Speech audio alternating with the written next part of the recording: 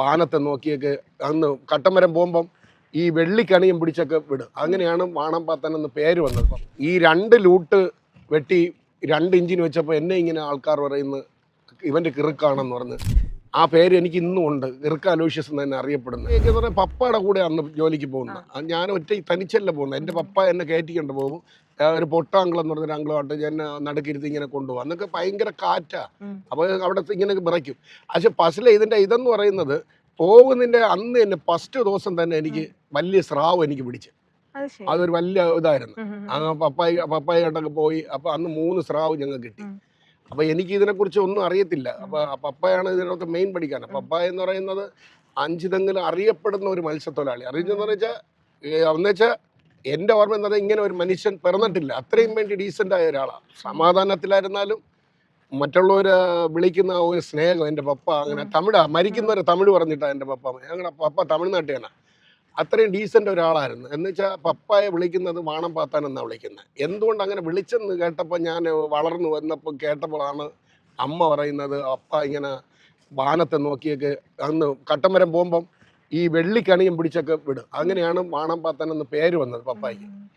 അങ്ങനെയാണ് ഇതിട്ട്. അതേപോലെ ഒരു സംഭവമാണ് എനിക്കുണ്ടായത്.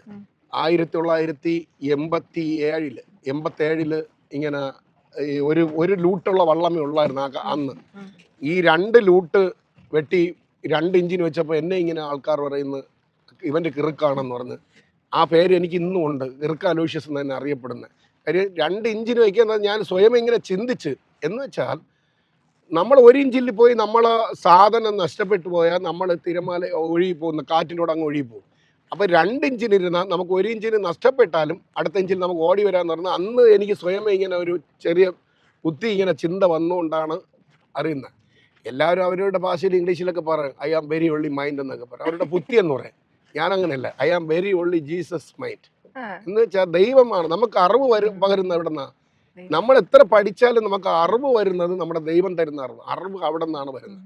ദൈവം പ്രവർത്തിക്കാതെ ഒരു മനുഷ്യന്റെ ഹൃദയത്തിൽ ഒന്നും സംഭവിക്കുന്നില്ല. ഇല്ല, ഒരു പഠിച്ച ആള് കടലിനെ അറിയുന്നത് പോലെ അല്ല ചേട്ടൻ അറിയുന്നത്. കടലിന്റെ ആ ഉള്ള് നന്നായിട്ട് ചേട്ടൻ അല്ലാതെ അറിയാം. അതുകൊണ്ട് തന്നെ ഇപ്പൊ 2 എഞ്ചിൻ ഇവിടെ ആദ്യമായിട്ട് കൊണ്ടുവന്നത് ഞാനാണ് ഇവിടെ നമ്മുടെ കേരളത്തിൽ ആദ്യമായിട്ട്. പക്ഷേ എന്നെ മുമ്പ് ഒരു വ്യക്തി പോയിട്ട് കൊണ്ടുവന്നിട്ടുണ്ട്. അത് നമുക്ക് ഒരിക്കലും ഇല്ലെന്ന് പറയാൻ പറ്റില്ല. ആ പുള്ളിനെ കണ്ടിട്ടാണ്. മാത്താന്തറ എന്ന് പറയുന്ന ഒരു സ്ഥലമുണ്ട് തമിഴ്നാട്. അത് നമ്മുടെ കേരളത്തിന്റെ തൊട്ടടുത്താണ് ഈ മാത്താന്തറ എന്ന് പറയുന്നത്. അവിടെ ഈ ഒരു കൂനുള്ള ഒരു മനുഷ്യനുണ്ട്. ആ പുള്ളിയാണ് ആദ്യമായിട്ട് 2 ഇഞ്ചം വെച്ച് കൊടുക്കുന്നത് ഞാൻ കണ്ടത്. അതിനുശേഷമാണ് ഞാൻ ചെയ്തത്. പിന്നെ ഞാനാണ് ആദ്യമായിട്ട് ചെയ്തതെന്നല്ല, നമ്മുടെ കേരളത്തിൽ ആദ്യമായിട്ട് ഞാനാണ് ഈ 2 ഇഞ്ചം വെച്ച്